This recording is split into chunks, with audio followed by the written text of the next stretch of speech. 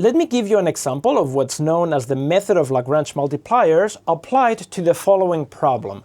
Find a rectangle of fixed perimeter P with the largest possible area. So what we are doing is trying to find rectangles, say of side lengths x and y, with the largest possible area, given that the perimeter is a fixed length. These are the equations that I have to work with. The perimeter of the rectangle is equal to a constant p, and I have the area function which I'm trying to maximize. In terms of notation of functions, we have a function f that I'm trying to maximize, and I have a function g which is the perimeter function, and that is constant equal to p. And the method of Lagrange multipliers tells me that what I need to solve is for when the gradient of f is parallel to the gradient of g given the condition on the perimeter. Now I can compute the gradient of f. Remember, this is f, so the derivative with respect to x is y, and the derivative with respect to y is x, so that is the gradient. And the gradient of g, this is the function g, the gradient will be the derivative with respect to x, 2, and the derivative with respect to y will be also 2. So this gradient is 2, 2. And I have to set them to be parallel to each other, so what I get is that y is equal to 2 lambda for some constant, for some real constant lambda, which is what we call the Lagrange multiplier, and x is equal to 2 times the same constant.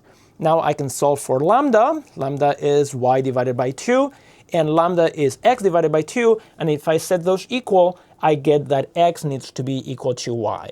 Therefore, I have that x is equal to y and the condition on the perimeter, so if I plug in y equals x in here, I get that 4x is equal to p, or that x equals y equals p divided by 4. So the solution is that the largest area corresponds to the symmetric solution, that of a square of side length p divided by 4. For that square, the area will be the product of x and y, so it will be p squared divided by 16.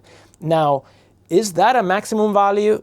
Since we have only found one critical point, this could be a max or a min in our problem. So what we have to see is what happens at the boundaries of our problem.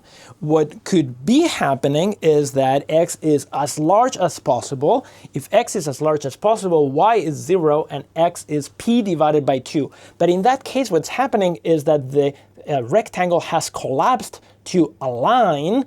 X is p divided by 2 and y is 0, and in that case the area will be p divided by 2 times 0. The area will be 0 because it's just a line.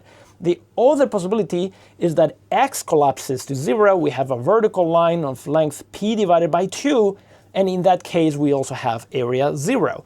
So the boundary conditions are just when the area of the rectangle is 0, and this is a maximum value, and the maximum happens when you have a square.